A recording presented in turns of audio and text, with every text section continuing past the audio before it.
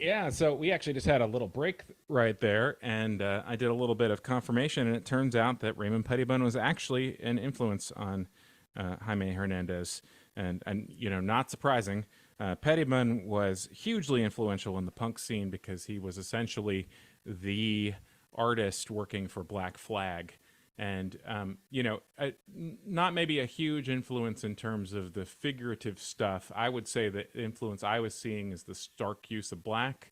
Obviously, Hmm. in comics, we have different contexts for that type of thing, but in Pettibone's context, you use those kinds of stark black divisions because it photocopies really well.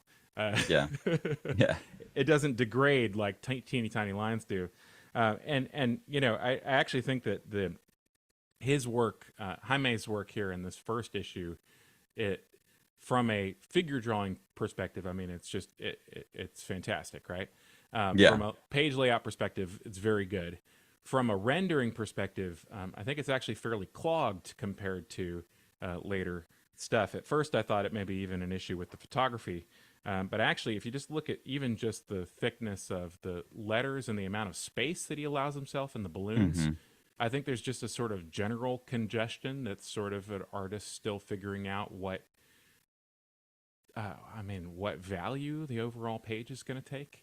Well, and Um, just how it's gonna like shrink, and also something I've learned is this is what comics looked like in reproduction. Like this right, looks, it looks like he's drawing to match the look of bad reproduction, right, right? Because he's yeah, seen like this is what comics look like, and he hasn't seen, oh, look at how nice it is to have the lines thinner and a little bit more right, spaced out.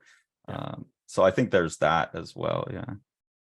Yeah, absolutely. And yeah, so we were talking about influence, visual influence. I mean, I see a lot of Dan DeCarlo in the stylization, especially in women's faces. If you look at Maggie's blonde, Maggie's is a little funny to get used to, but like Maggie's face right there, that's a very DeCarlo expression. Although not like slavishly copied or something like that. I don't mean it Hmm. like that. He seems to have already really incorporated his influences, which is quite amazing for somebody with not a ton of work under his belt. Although he had done a lot of illustration work, I think, already at this point. Yeah, you just see the solidity, like you said, in the figure drawing provide, and his solidity as both of them, their ability to compose in the abstract, compose around silhouettes. You Mm-hmm. know, like this is this same drawing just turned into a Right. silhouette, and then you get it filled out here.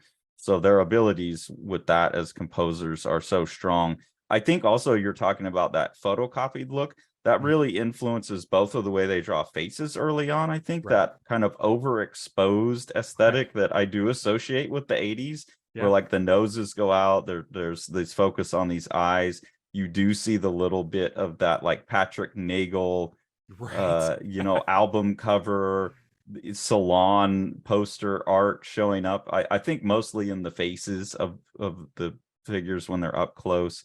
It's just a real interesting mix of influences coming together. So again, you can see why Gary Groth saw this and was like, this definitely isn't. I would say later in the book, but still early in this issue, this isn't like the adult comics of the future yet, but I could see why Gary saw like sniffed it out in there to some extent. Mm-hmm. And even like on this page here, page 17, I noticed there's a really fun trick where these oh look, I did have the right hair for the day. Look at this character has the hair. There we It go. does that was thematic. But anyways, on that page, it reads across 1, 2, 3, and then across the bottom. But because he made this taller panel, he's made an exclamation point right in the middle here. And I think that's just a fun little thing. Like right when she zaps him, it makes an exclamation point. So there's like some, clever formal things going on, like with the early issues of Cerebus, where you're like, this person really knows what they're doing. There's just some of that, yeah, like clogness to the finish. But imagine all these lines cleaned up. Right. These are all amazing drawings. Yeah. That little when he's making that demon face on that last panel, it's funny because later on Jaime would make that a chibi drawing, as he's soaked up more international influences. And here he's just sort Yeah. of making it like a more exaggerated, almost like a Ditko face or something. Uh, you know, Yeah, yeah. I mean, that is. I'm gonna enjoy that going through this scene, like kind of, yeah, the progression. But also, I am enjoying retroactively, and I really like this. I was saying this. I recently reread early Savage Dragon issues, and I feel like the Hernandez brothers are like Eric Larson in the sense that they're very rare instance where these are probably the characters that they had been developing most of their life anyways. right. Like Eric Larson had been doing Savage Dragon since he was in grade school. So they know about the world that they're building, and they know about the characters way before the readers do, and that allows them to seed stuff, or they're just so good at seeding stuff and picking up on it later. Because like within this first story, you get Rand Race, you get Hopi, you get Maggie, you get Penny Sentry, you get Right. the mention of her aunt Rena Titanian, who's Right. the wrestler. You really get the whole like Loco's world, um, you know, played out in that first story. And in retrospect, that's impressive. At the time, it was probably just kind of throwaway. You have an introduction to Speedy Ortiz later in the issue. So he's pretty robust at the beginning. Whereas now going back to part 2 of Bim here, I don't think Gilbert has quite got his Palomar world cooking yet, right? He's still interested in these genre things. Yeah, absolutely. And he doesn't seem like he's totally sure what he's doing or how he wants to do it either. And you see him trying out. I'm going to say Ditko again here because Yeah, this sure looks like a Ditko page here on the right. yeah. Like almost like a Ditko horror comic, in fact, which is, I'm not sure how much access they would have had to that, given their age group. But that's what that looks like here all of a sudden, which is a very interesting thing. The designs, obviously, like 50s and 60s science fiction designs, and then all of a sudden he's drawing like himself for just a panel or two on this, on both these pages here. They got the one frame on the bottom here that looks like a Terry Austin, another Terry Austin inked page This on the. this right here, these two, the face especially, this looks like kind of what Jaime's doing with the big baggy eyes, the dark eyes and stuff. Right. Like I wonder if there was any like back and forth at all on these early issues, or if they've always been very like working on their own thing and not touching each other's work. Yeah, it's a good question. Look at the bottom on the left-hand page, on the bottom panel on the left-hand page. That one right there. That's a Terry Austin X-Men. You know, And this not right here is very like proto image, like strained, sweaty. right. While still managing to look like future Gilbert Yeah. work as well. You're seeing like the links between the different styles. It's a very interesting placement of this stuff. Well, and I just recently read and recorded a video about Johnny Craig's EC stuff. Oh, Like I sure. got a book of that, and I definitely there was one spread in there where the left-hand side I was seeing all of these things that looked like Jaime's work, the ladies' faces and stuff. On the left-hand side where there was more rendering, it looked a lot like Gilbert's work. Interesting. And I don't know, but I just imagined them sitting there slobbering over the same copy of EC, and like Jaime got this side, so he wound up drawing that way, and Gilbert was always on this side, and so he was taking that influence. And I'm seeing some of those same type of marks, not to a great extent, but to some extent in these early works. So that was cool. That just happened to work out where I had read that and then read this like 2 days later. Anyways, story wise, Yeah, this there's a there's reason we're this not talking about this. The most execrable monologue that's ever been committed to paper in an otherwise good comic.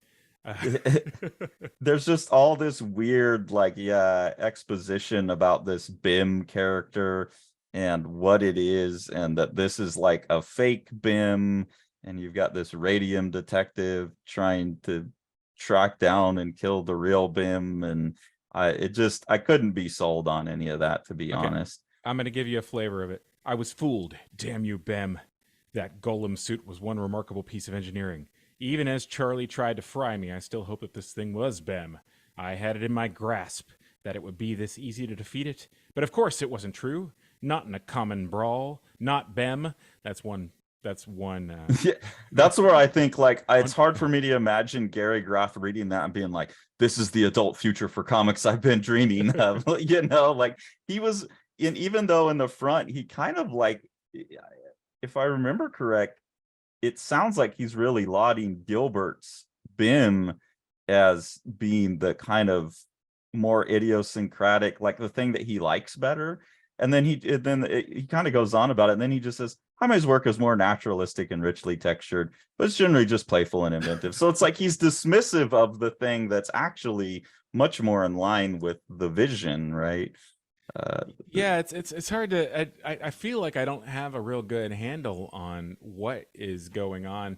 I mean, maybe it's just a parody. Maybe it's just a parody that I'm not vibing with. in the Uh, BIM yeah, but or in the to whole me, thing.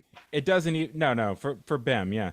But to Okay. me, it doesn't really feel like Gilbert at all until he hits basically silent pages or silent sequences, and then liberated from the loquaciousness, he seems to temporarily be more himself. Yeah, yeah. I think he really opens up when he hits the stuff with the stigmata woman. A Presumably little bit, yeah. he cares a little bit less about that, and so he kind of visually goes for it a little bit more. But Well, here we go back to Hopper's story now, and now you see that it's signed by Jaime, but then he says by Jaime BBI. But this is a more like down to earth. oh, I think that's 81. Oh, is it Jaime 81? Okay, Yeah, so I now think he's so. signing it as Jaime, and this is just like a little one-off thing here, but it has that more like down to earth feel. And so he's not signing it as Easy, which I think is indicative. And he's also calling it Hoppers and the Yeah, Barrio Huerta. that's very So interesting. What kind of pants is she wearing in that first shot there? like stretch sweatpants. Oh, okay. Like you can see right here, they're like a little soft at the bottom. Oh, She's a little okay. fat in the thighs on her Got it. soft, stretchy sweatpants. Yeah, he's That's really some good with that kind of stuff. well observed detail there. The sort Yeah. of mild rolling on the flesh. And then you get a Penny Century story, and you see that Penny Century is the imaginary life of this other character. It seems like, and she makes a deal with this Mr. Costigan character to get, well, she's trying to get superpowers, but he's like, I can't do that. And again, you see their interest in the genre and whatnot showing through. But there's again the suggestion, I don't know, the devil guy's in the real world, but there's still a suggestion of like a fantastical element to Jaime's stuff, that a lot of what we're seeing is potentially fantasies that the characters are having. Mm-hmm. And then Bam comes back. And then Bim comes back. I think this is where you're saying it starts to look a little more Jaime. Yeah, a little bit. Especially the bottom panel there, the very bottom, underneath the Yeah. giant grasshopper. The sort of crowd reaction shot that enables him to, show off the fact that he actually designs people who look different from each other. Yeah. Yeah. Which He's very good at that. that is a that is a unsung trait of cartoonists, by the way. I'm not going to call out particular people, but especially in superhero land, people just get away with drawing like two types. There's the Wolverine hair and it gets bigger and taller, or there's the yogurt hair and it gets taller. Also, though, really, like, I do kind of miss this more textural, like almost Yoshihiro Suge type of rendering. Like Mm-hmm. if you take Suge's background and apply it to a form, this big grasshopper sea creature thing that he's drawn is probably the best drawing in terms of just like, I don't know, textural rendering that I've ever seen Gilbert Hernandez do. So Yeah, I you mean kind he's. of miss that in his later work, I think. Mm-hmm. Like this panel right here, the textures, like the undulating textures on the bottom of this with then these like teeth coming out is really, really impactful. Yeah, it's it's I don't know if you see it as an upside or downside might depend on what you look for in comics, but maybe that's one of the upsides and downsides to setting all of your stuff in the same world. He sort of establishes a texture repertoire that Hmm. belongs in the town of Palomar. And, you know, for better or for worse, that enables him to sort of hone in on those things and make them more and more iconic over time. On the other hand, it also establishes a certain kind of visual sameness to the footprint. You know, you're right. He's trying out a lot of different things here, and it gives you an idea of, paths not taken yet. Yeah, and I mean, it's how successful he could have been with this like densely rendered gross textures all over the place, which is opposite of Right. where he went. So basically, this giant creature thing is just one of the many, this is what I took from it, one of the many bodies Bim is currently inhabiting, and it's looking for a body to come back into and continue its reign of terror on. You get some more just cool like rendering here where he goes into these reverse images. I like this explosion here. So just a couple more things, but then we come If back to, sorry, go ahead. if you wanted to make any of these pages of this sequence look significantly better than they do right now, all you'd have to do is shrink the lettering about 90% of its current size and keep it in the same balloon. By the way, Just shrink it a little tiny bit. Yeah. shrink it just a little bit and keep it in the balloon, and maybe thin it up as well, and you lose a lot of the feeling of density, the over density that's happening there. It's just they're wordy pages, and so that the play of the lettering actually makes a significant visual difference to the pages. Yeah, Pretty they're little. well, and they're heavy compared to the line work too. Like the Yeah, lettering is heavy. Yeah, I didn't pay attention to that. nerdy So here little we have style. another story that's supposedly by the Isabel Rubens, Interesting. this fake Izzy character. And you see, someone sitting here and typing, and this one has a more surreal aspect to it. Again, it almost feels like Moebius, when you get Yeah. into this kind of thing, and this character here and the dream-like thing. Well, yeah. And It doesn't. I mean, Isn't that a explicit reference to that hat that he's wearing? I mean, I don't think so. I'm okay. not sure. I don't think that's a specific Moebius character, but it feels like it. And then he kind of gets into that like hatching marks that Moebius would do that you don't really see on Jaime. And then you get, I really like this trippy sequence where Yeah. it's how to kill Isabel Rubens Well, is, the and word when you keeps think, on changing. Yeah. The yeah. last word keeps on changing. What you're trying to kill. It's just incredible 6 panels there. And it if this is Izzy Ortiz, it's talking about the death of Speedy Ortiz ahead of time too, maybe. And I Right. It think says if you how to kill a writer, how to kill as, how to kill a man, a fear. a fear, those are your guesses. I mean, but that could be Yeah. like four, how to kill a four, how to kill a mom. Mm-hmm. They don't really let you know. It's just the Isabel Yeah. Right. is a little bit more clear. So I don't know. And then that with like the ending of it, this kind of feels like the ending of the Speedy Ruiz or the Speedy It does. Ortiz story, with the quietness and the stillness of it. And you remember my speculation about that one is that he didn't really die. There's that weird moment where Izzy sees him as like a ghost, Right. as coming back. So he like snuck back into her apartment. So here I think you have, this is I think this is Isabel Rubens. This is Izzy Rubens who is writing those stories Right. about Maggie, potentially. I'm not Very sure, interesting. but that's kind of what I took about it. Anyways, back to Bim.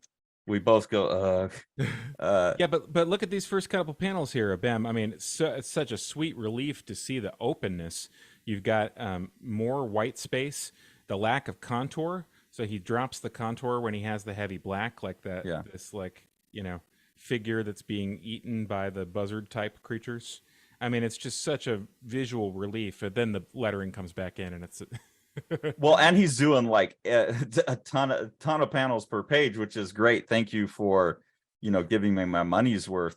But this is why I always just have to read Los Bros stuff slow, even though I like it, is I just kind of get exhausted by the end of reading their stuff. And it's pages like, it's usually Gilbert stuff Right. that kind of wears me out. This has a really weird bit of language in it too that I thought was funny.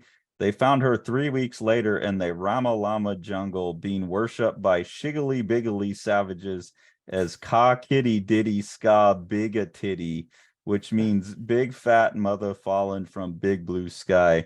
And that would not get published these days. The Ka Kitty Diddy Ska Big Titty as a jungle speak, I think is a bold move.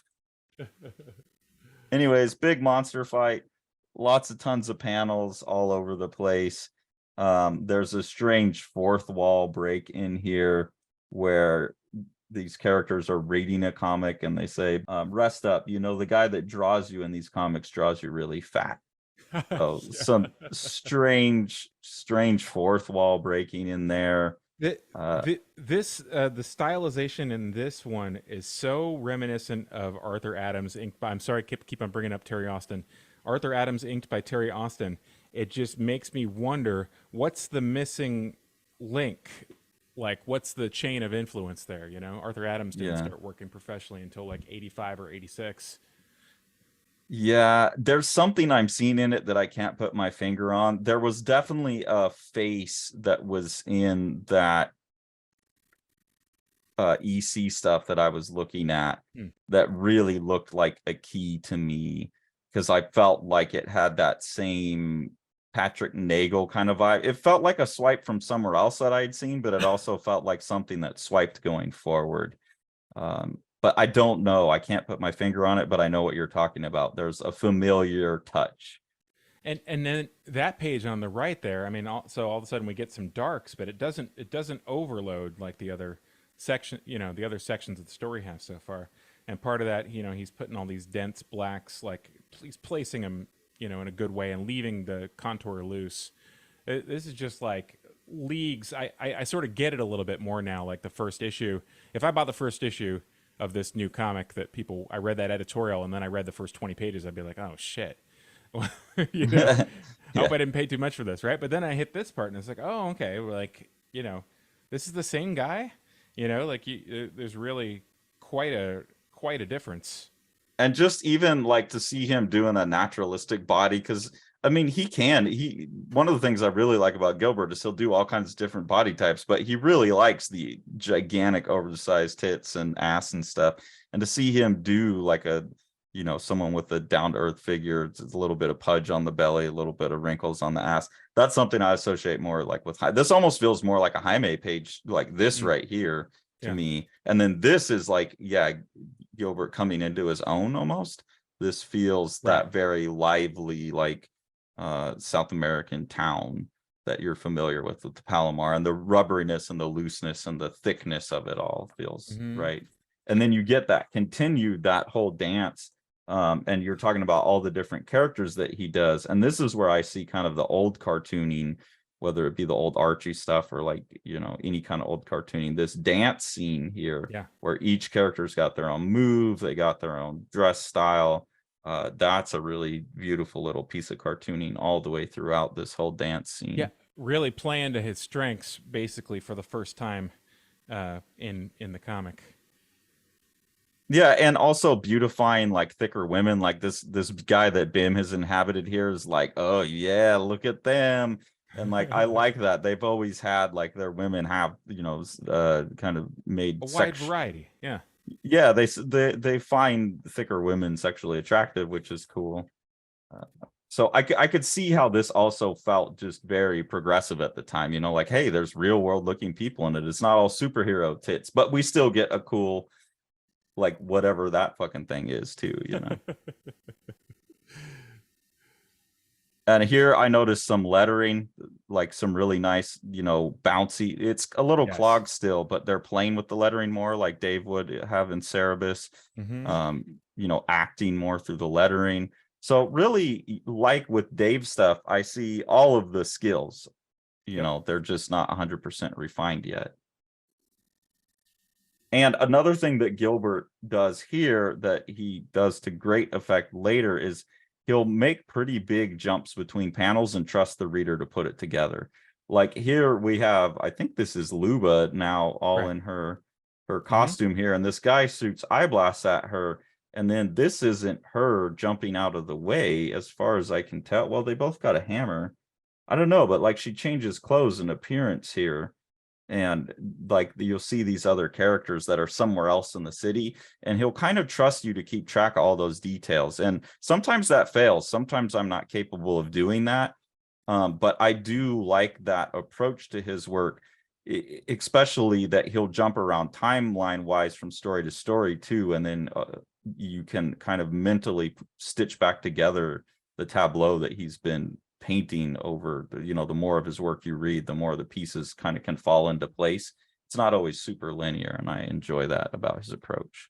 Here we go back to the Loca's story again, and this one we get to meet Izzy. We're gonna go meet Izzy, and so that is further kind of, to me, like this character. They've been Izzy, Izzy, Izzy in the titles of the stories, and now they're going to meet Izzy, is kind of again suggested to me that they're tangential to her life. And when we first see her, she's even holding like a script or something close Right. that she's been working on. Hmm. And I don't think that they ever get access to that. And she's obviously someone who reads a lot, is a little crazy, has a wild imagination. And so I think that's the suggestion there in this first issue. Also, you're talking about Black Flag. They right here you get them singing the Black Flag song Six Pack, which is, Oh, right. so that they're singing that, and then they immediately get in a conflict with the metalhead who has long hair, and he's making fun of them for having short hair. And it's like, ha ha, which one of you are the girls? And then they turn around and they're like, yeah, look who's talking, asshole. And I thought that was a funny like little battle between like the metalheads and the punks. It's like, look at you faggots with the long hair, and then it's like, look at you dykes with the short hair. An age-long phenomenon of youth culture. If you look at, like early '60s Britain, it's like the mods and the rockers, you know, Yeah.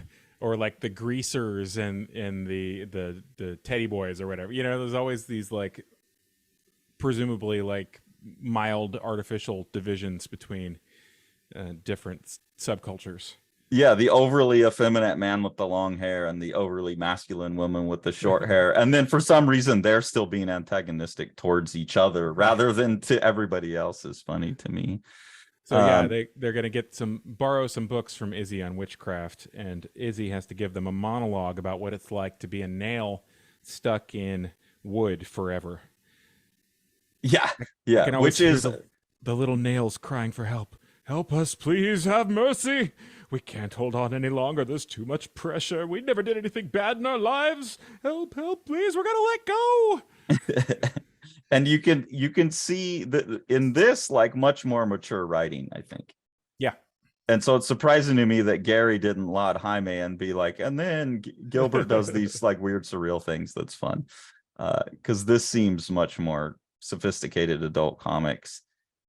You get And the uh you get shown the first time that Maggie and Hopi meet, and you get introduced the idea that Hopi is very much like the leader figure, is the mm-hmm. person who's willing to go out on their own. And Maggie, and this holds up after you read the majority of the series. So again, that Jaime knows these characters very well right out the gate. She's kind of like the submissive. She'll go along and take on the qualities of the people around her, and that plays out, I think, over the course of the series many Yeah. times. And we get to see them go into a show and talking. The least realistic thing in this entire issue is them being able to talk directly in front of the monitors at a punk show. At a punk show. It's a goddamn good drawing of a punk show though, right? It is. And like this pose of this character playing the bass all the way down, like chugging along with his arm fully, Right. or her arm fully extended, that's perfect. And just the chaos of the pit, like that to me is where you go, oh yeah, like they're nailing a time and a vibe. Also notice that this is first introduction of Speedy in Yeah, this he's one been as mentioned well. before, but this is the first time Yeah. he's actually on panel, and he's essentially saying, "Margaret, Margaret, when you grow out your hair, you can marry me." Uh, Yeah. And so it sets up that flirtation that they have that's still going on Right, many, and they're many gonna issues and later. and Hopi, being the firebrand that she is gonna introduce Joey as if he doesn't know him, because Joey's complaining about Speedy already and how he's getting beat up by these guys or whatever, and Speedy's totally nonchalant about it. Oh, hey, yeah, what's up, man? Yeah, I seen you at Escuela sometimes. Yeah. Yeah, he's all nervous about it. So I think Jaime's at this point the much better writer, and honestly, I prefer him as the artist.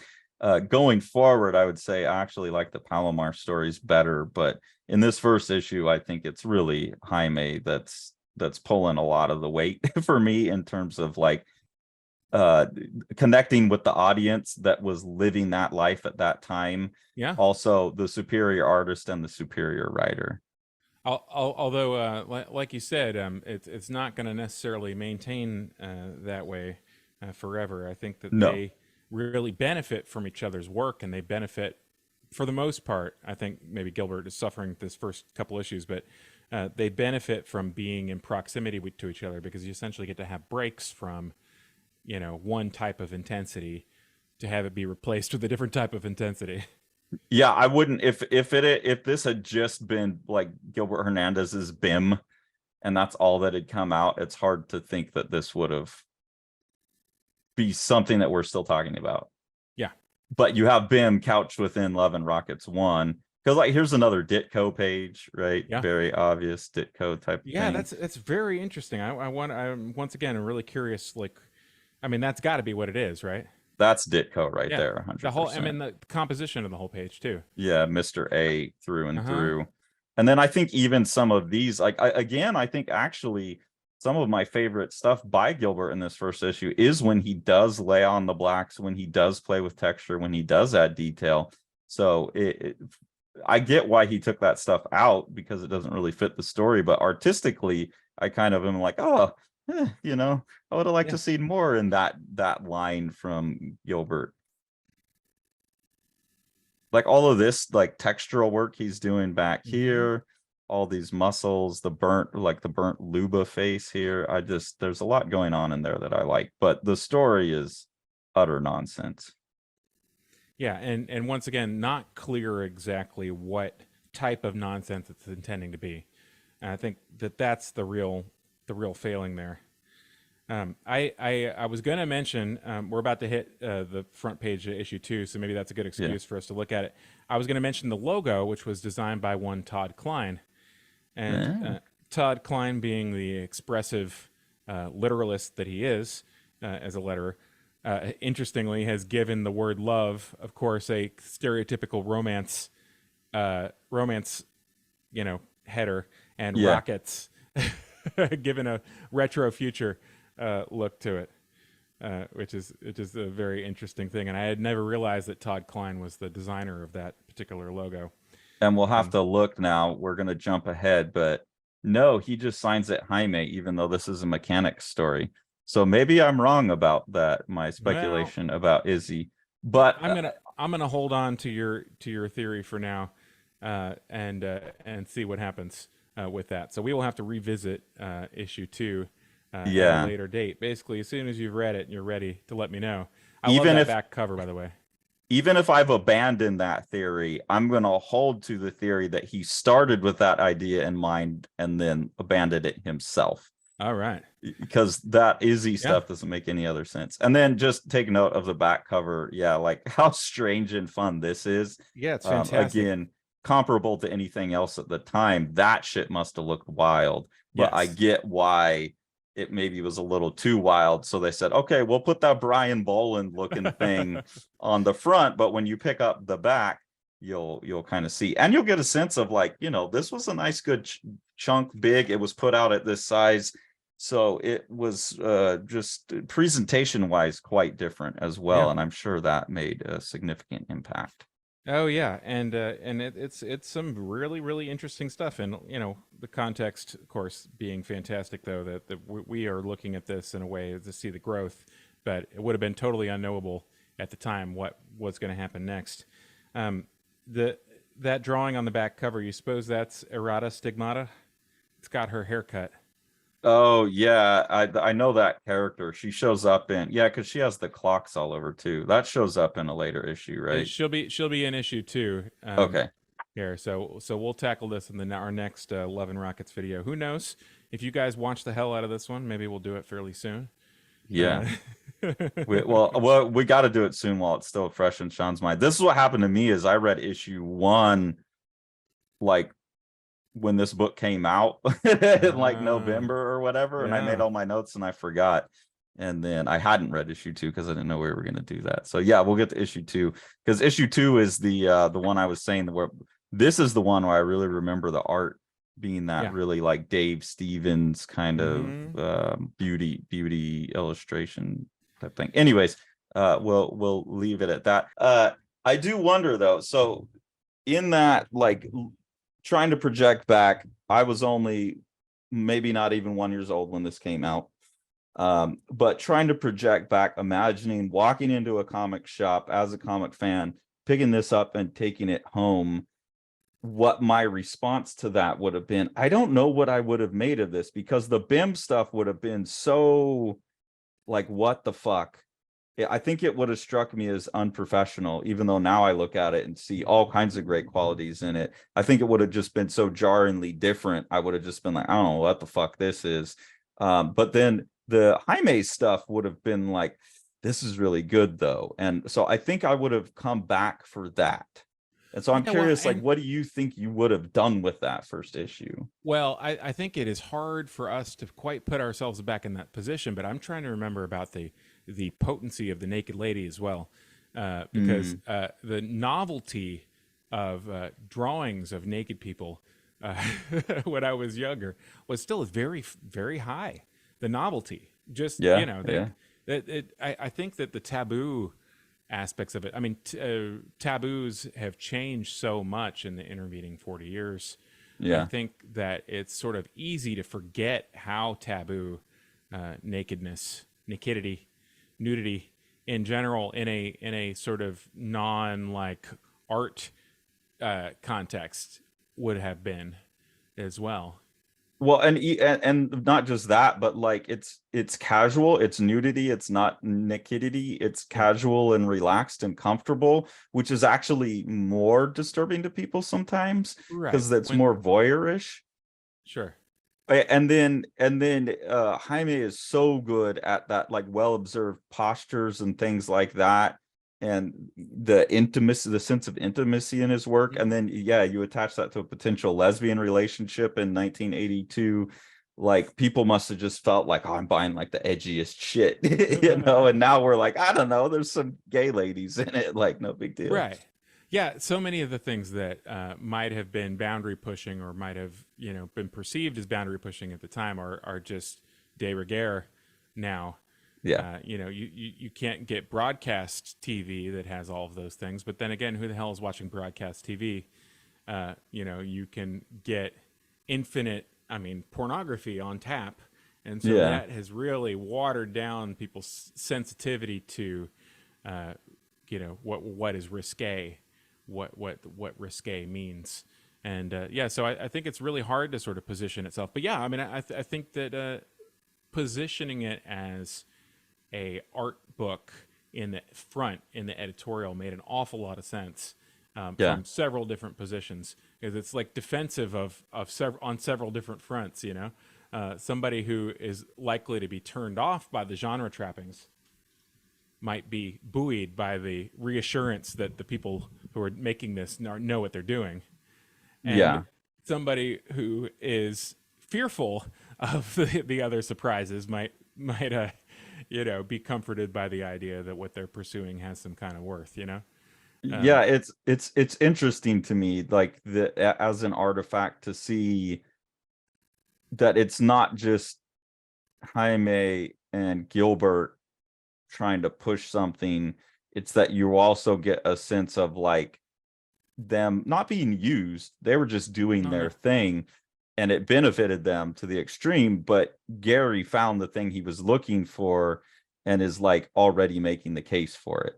right, And I think that's cool too, to see someone who's like, I have this vision, and like not an artist, not a writer that can pull it off, but when you look at what Fantagraphics is 40 years later, and this is kind of the first entry into that, like you said, the ads in the back, this is, you know, the other stuff they're doing at the time is pretty goofy. It's you know, it's like the X-Men companion, an issue of Amazing Heroes, the Comics Journal, Gil Kane's Savage, which just looks like kind of a GI Joe like book, and then some Los Tejanos, you know, they're doing some kind of square bound thing, and Yeah. Dalgota, you know, so there's not.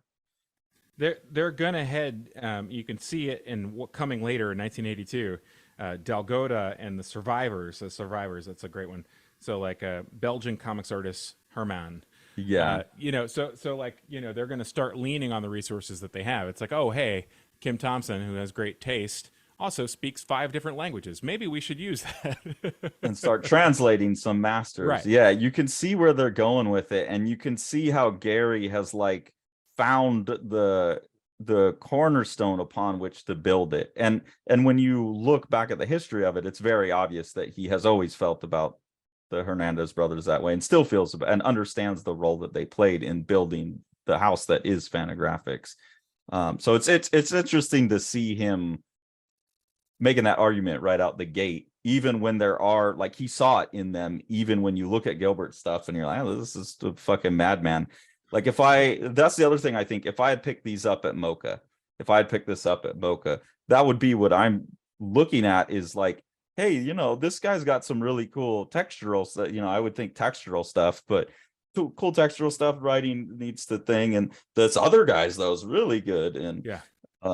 I think that same excitement is still there 40 years later, which is a pretty impressive feat for something that's also so time bound by the styles that are in it.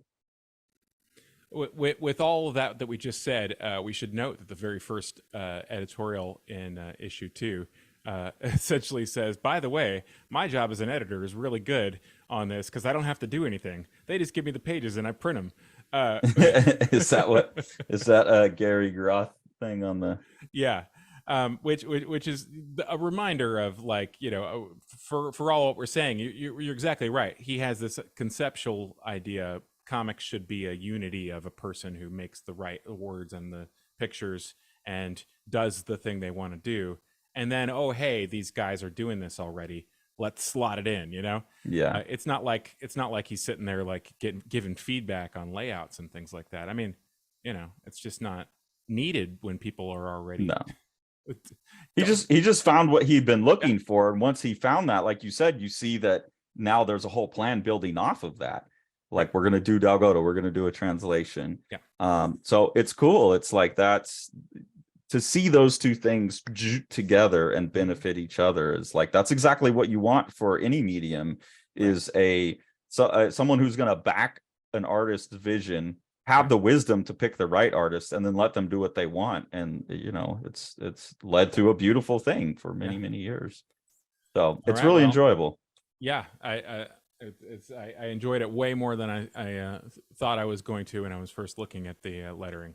And based on my memory of the BIM stuff, I was like, because honestly, I had tried to, you know, Love and Rockets is this, you grow up in the 90s, it's this thing that you worship, like everyone worships, and I went back to read it, and that's the first thing I got, and I was like, the fuck is this? And so I had to try and start Love and Rockets, because it persists like that for a few issues, and I kind of had to, it took me a couple times going back to it and like, okay, I'm really going to do it this time to get through that stuff. So anyways, well worth the struggle, and very interesting to see some of the first first conceptualizations of these characters that obviously have hung around in lots of different iterations and for a really long time. And it's fascinating seeds of 40-year careers.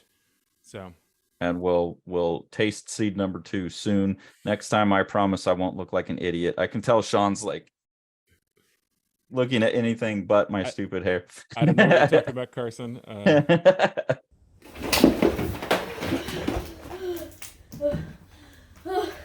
Like and subscribe and hit the bell, please, so Carson can finish reading his books and let me go home.